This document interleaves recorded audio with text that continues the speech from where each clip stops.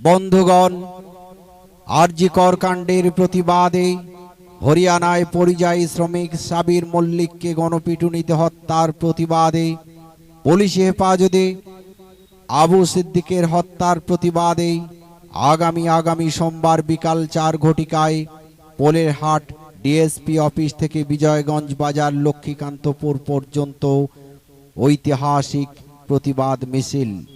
উপস্থিত থাকবেন আইএসএফের চেয়ারম্যান তথা ভাওড় বিধায়ক পীরজাদা মোহাম্মদ নওশাদ সিদ্দিকী মহাশয়। উপস্থিত থাকবেন দক্ষিণ 24 পরগনা জেলার আইএসএফ জেলা সভাপতি আব্দুল মালেক মোল্লা মহাশয়। এছাড়াও উপস্থিত থাকবেন দক্ষিণ 24 পরগনা জেলা কমিটির অন্যান্য সদস্যগণ। উক্ত প্রতিবাদ মিছিলে দলে দলে যোগদান করার জন্য আহ্বান জানাই। ধর্ম, কর্ম, জাতির বিভেদ ভুলে আসুন গড়ে তুলি আমরা অন্যায়ের বিরুদ্ধে প্রতিবাদ।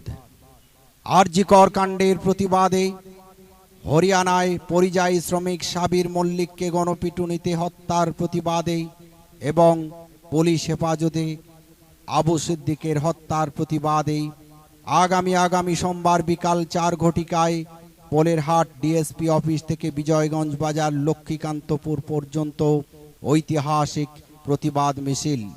এই ঐতিহাসিক প্রতিবাদ মিছিলে উপস্থিত থাকবেন আইএসএফের চেয়ারম্যান তথা ভাঙড়ের বিধায়ক পীরজাদা মোহাম্মদ নওশাদ সিদ্দিকী মহাশয়।